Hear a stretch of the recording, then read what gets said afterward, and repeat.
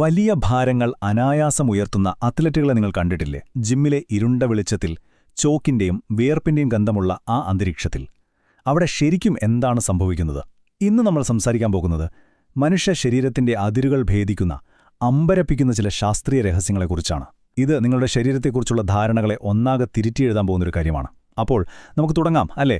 നമ്മളിൽ പലരും വിചാരിക്കുന്നത് വലിയ പേശികളാണ് ഈ അസാമാന്യ കരുത്തിന് കാരണമെന്നാണ്.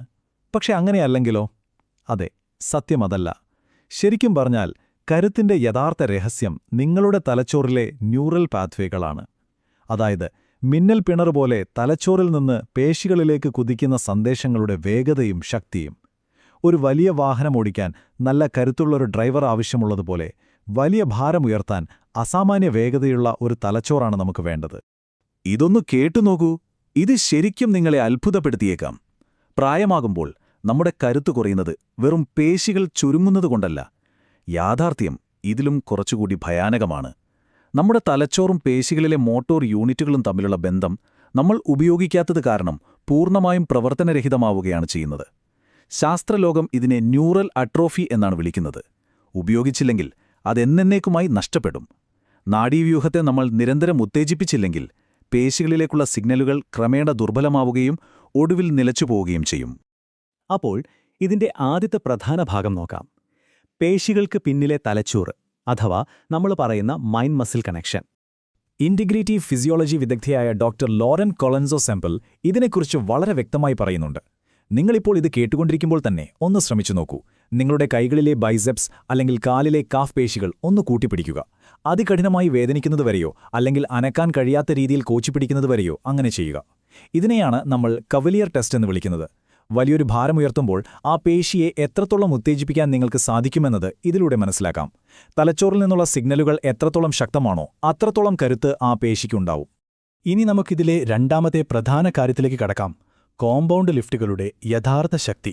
അങ്ങനെയെങ്കിൽ നമ്മുടെ നാഡീവ്യൂഹത്തെ എങ്ങനെ കൂടുതൽ കാര്യക്ഷമമാക്കാം എന്ന് നിങ്ങളിപ്പോൾ ചിന്തിക്കുന്നുണ്ടാകും, അല്ലേ? ഒരു സാധാരണ ബൈസെപ്സ് കേൾ പോലെയല്ല ഒരു ഡെഡ് ലിഫ്റ്റ്. അത് തികച്ചും വ്യത്യസ്തമാണ്. ഒരു ബൈസെപ്സ് കേൾ ശരീരത്തിന്റെ ഒരു ഭാഗത്ത് മാത്രം ശ്രദ്ധ കേന്ദ്രീകരിക്കുമ്പോൾ, ഭാരമേറിയ ഒരു ഡെഡ് ലിഫ്റ്റ് നിങ്ങളുടെ നാഡീവ്യൂഹത്തെയും ഗ്ലൂട്ടുകളെയും കോറിനെയും എല്ലാം ഒറ്റക്കെട്ടായി പ്രവർത്തിക്കാൻ നിർബന്ധിതരാക്കുന്നു. ഒരു ഓർക്കസ്ട്രയിൽ എല്ലാ സംഗീതോപകരണങ്ങളും ഒരേ താളത്തിൽ മുഴങ്ങുന്നതുപോലെ ശരീരം മുഴുവനും ഒരുമിച്ച് ഉത്തേജിപ്പിക്കപ്പെടുകയാണ് ഇവിടെ സംഭവിക്കുന്നത്. ഇവിടെ സ്ത്രീകൾക്ക് പ്രത്യേകിച്ചൊരു ഭയമുണ്ടാകും. വലിയ ഭാരമുയർത്തിയാൽ പേശികൾ അമിതമായി വളർന്ന് ശരീരപ്രകൃതി തന്നെ മാറിപ്പോകുമോ എന്ന്. എന്നാൽ പേടിക്കേണ്ട, ഇതിന് യാതൊരു ശാസ്ത്രീയ അടിത്തറയുമില്ല. അമിതമായ ഹോർമോണുകളുടെ പിൻബലമില്ലാതെ ഇത്തരം കഠിനമായ വ്യായാമങ്ങൾ നിങ്ങളുടെ നാഡീവ്യൂഹത്തെ കൂടുതൽ കാര്യക്ഷമമാക്കുക മാത്രമാണ് ചെയ്യുന്നത്. പേശികളുടെ വലിപ്പം അമിതമായി കൂടുമെന്നല്ല, മറിച്ച് സന്ദേശവിനിമയം കൂടുതൽ ശക്തമാകുമെന്നാണ് ഇതിനർത്ഥം. അതാണ് ന്യൂറൽ എഫിഷ്യൻസി. ശരി, അങ്ങനെയെങ്കിൽ ഇതൊക്കെ എങ്ങനെ പ്രാവർത്തികമാക്കാമെന്ന് നോക്കാം. ഇതാണ് നമ്മുടെ മാക്സിമൽ സ്ട്രെങ്ത് പ്രോട്ടോക്കോൾ. ഇതിന് പ്രധാനമായും 3 ഘട്ടങ്ങളാണുള്ളത്. ആദ്യത്തേത് കുറഞ്ഞ റെപ്പുകൾ. അതായത് ഒരു 15ഓ 20ഓ തവണ തുടർച്ചയായി ഭാരമുയർത്തുന്നതിനേക്കാൾ നിങ്ങൾക്ക് നല്ലത് പരമാവധി ഭാരം ഉൾപ്പെടുത്തി 1 മുതൽ 5 വരെ തവണ മാത്രം അത് ഉയർത്താൻ ശ്രമിക്കുന്നതാണ്. ഇത് നിങ്ങളുടെ കേന്ദ്ര നാഡീവ്യൂഹത്തെ അതിശക്തമായി ഉത്തേജിപ്പിക്കും. ഇനി നോക്കൂ, ഉയർന്ന നിലവാരമുള്ള അത്ലറ്റുകൾ ഉപയോഗിക്കുന്ന ഒരു കിടിലൻ ടെക്നിക്കാണ് ടോപ്പ് ഡൗൺ സ്കീം. ഇത് തുടങ്ങുന്നത് 5 റെപ്പുകളിലാണ്. പിന്നെ ക്രമേണ ഭാരം വർദ്ധിപ്പിച്ചുകൊണ്ട് അവരത് 1ലേക്കും 2ലേക്കും കുറച്ചുകൊണ്ടുവരുന്നു. ഒറ്റയടിക്ക് വലിയൊരു ഭാരം ഉയർത്തി പരിക്കേൽക്കുന്നതിനു പകരം സിസ്റ്റത്തെ പതുക്കെ ഉണർത്തുകയും പരമാവധി ഭാരത്തിലേക്ക് ശരീരത്തെ ട്യൂൺ ചെയ്യുകയും ചെയ്യുകയാണ് ഇതിലൂടെ ചെയ്യുന്നത്. രണ്ടാമത്തെ ഘട്ടമാണ് ഇന്റന്റ്, അഥവാ ചലനത്തിന്റെ ലക്ഷ്യം. ഇത് വളരെ നിർണായകമായ ഒരു കാര്യമാണ്. നിങ്ങൾ ഉയർത്തുന്ന ഭാരം നിങ്ങളുടെ പരമാവധി ആയതുകൊണ്ട് അത് ചിലപ്പോൾ വളരെ പതുക്കെയാകും മുകളിലേക്ക് വരുന്നത്. എന്നാൽ അത് പരമാവധി വേഗത്തിൽ മുകളിലേക്ക് വലിച്ചെടുക്കാനാണ് നിങ്ങൾ മനസ്സുകൊണ്ട് തയ്യാറെടുക്കേണ്ടത്.